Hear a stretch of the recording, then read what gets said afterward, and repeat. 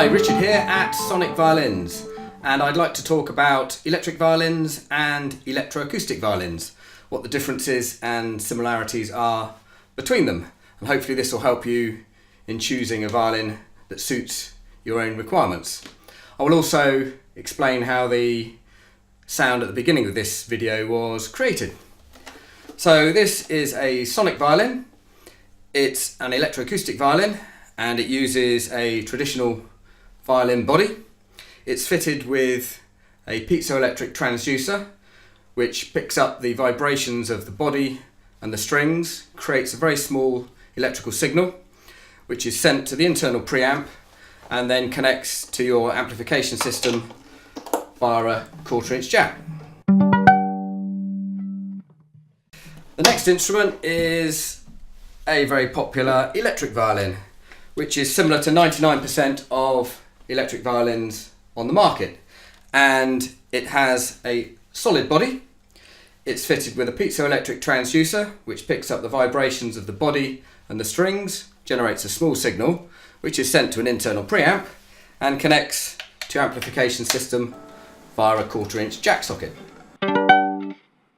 Now, because the principle involved in this violin is the same for the electroacoustic violin, this is in fact an electroacoustic instrument. Now, you may be forgiven for disagreeing with me about that statement, but I shall explain a bit further using guitars. This is an electroacoustic guitar. It has a traditional guitar body and it's fitted with a piezoelectric transducer that picks up the vibrations of the body and the strings, generates a small signal which is sent to an internal preamp which connects to PA system via standard jack socket.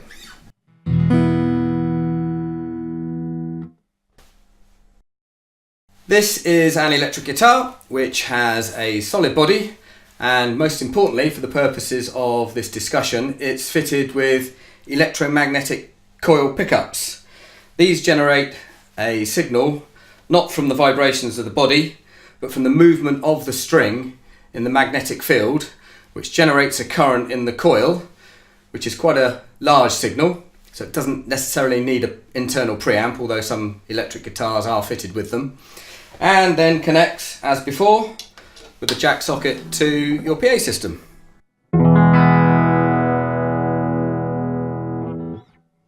So, why are there not any true electric violins out there using this principle? I shall do my best to explain. There are in fact a few very esoteric designs of electric violin that use in some way the electromagnetic principle. Indeed, here's one I made earlier, back in the late 70s, early 80s, with a very well respected electric guitar pickup maker. We played around for many happy hours and eventually gave up as it didn't really work. But I did understand the principles behind why we were struggling, so I'd like to explain those to you now. The problem with using electromagnetic coil pickups on a violin is the difference between the way a plucked string vibrates and a bowed string vibrates. So with a plucked string, it's moving about its axis, whereas a bowed string is actually being plucked by the bow very rapidly, but restrained in the vertical axis, so the string actually just moves from side to side at the point of contact with the bow. This motion changes as you move away from the contact point. So depending on how far away the contact point of the bow is to the pickup will greatly change the volume and tone output from the pickup. Now, the problem with that is that it bears no relation at all to the way in which the tone and volume changes on an acoustic violin. So it's completely counterintuitive and difficult to control. That principle is actually borne out on electric guitars. You'll see that on a lot of guitars there are more than one row of coils, and this is to give the guitarist a choice of tone and volume. So they'll select between the different positions and get a different sound. So that's the fundamental difference between electric instruments and electroacoustic instruments. So why is it important regarding electroacoustic violins, I'll explain that now. Most players amplify to be heard on stage, and their first priority is to get a realistic violin sound. And that fact is borne out in the irrational advertising on solid-bodied violin manufacturers' websites, where they claim their instruments do indeed sound like proper violins. But the truth is, if you want to sound like a violin, obviously start with a violin.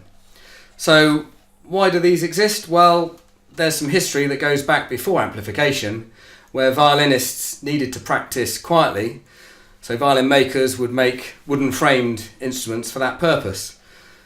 Once amplification became available, it was a natural progression to stick that on the wooden frames, which allowed you to listen at a higher level for practicing.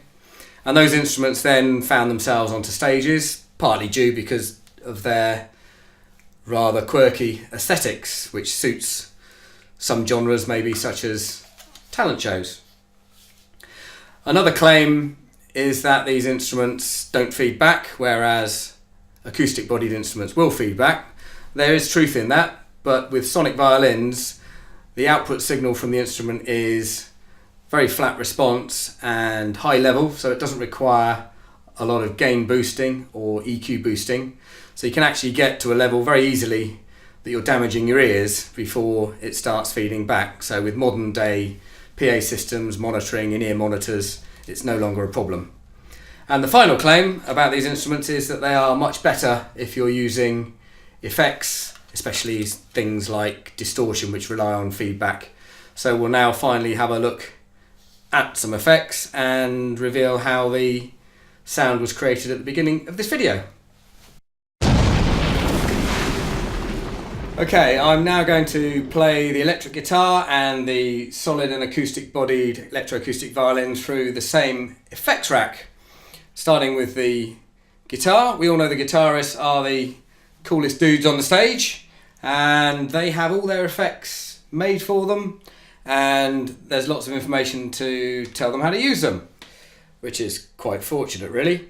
As violinists, we have to seek out what works and work out how to use it and set them up. And there's another blog on my website that I explain in a lot more detail about using effects with violins. But for now, we've just got an arpeggiator set up to extend the sound almost infinitely, and a massive load of distortion to prove or disprove how the sonic violin will handle that sort of sound. So we'll start with the guitar, arpeggiator first, and then we'll kick the distortion in.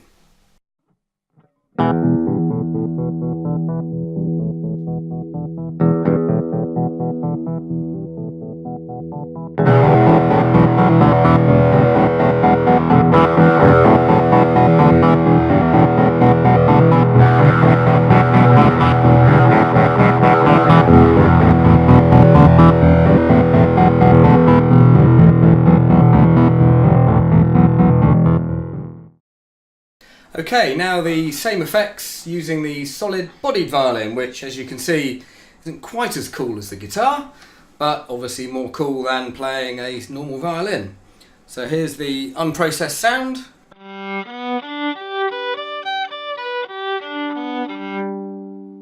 A little bit thin, but that's the nature of solid-bodied instruments, not much resonance going on there.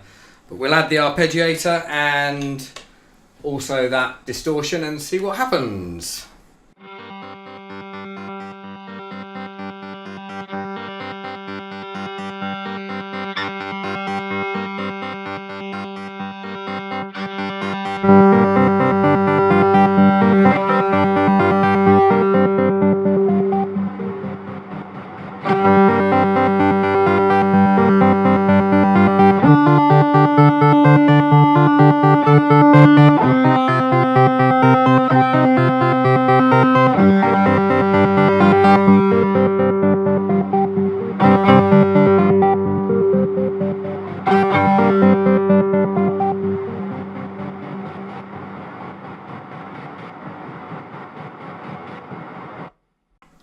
Okay, you heard a lot of noise when the instrument is left to sustain itself, and that's because there's a lot of noise generated within the instrument itself because there's onboard processing, EQs and even a bit of reverb on this violin. So on the Sonic violins I don't fit any processing at all, no EQs, no volume controls, because it keeps the signal clean. And you'll see with the Sonic that when it's left to sustain, it doesn't make that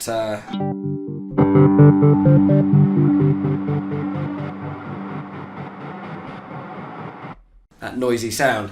It's a simple engineering principle. The clean version is rubbish in, rubbish out. So let's have a look at the Sonic violin. Okay, finally I will play the least cool looking instrument that we have, which is the Electro Acoustic Violin that actually looks like a violin, the Sonic Violin. Same effects. I will start with the dry sound and then add the arpeggiator and the distortion and see how we get on.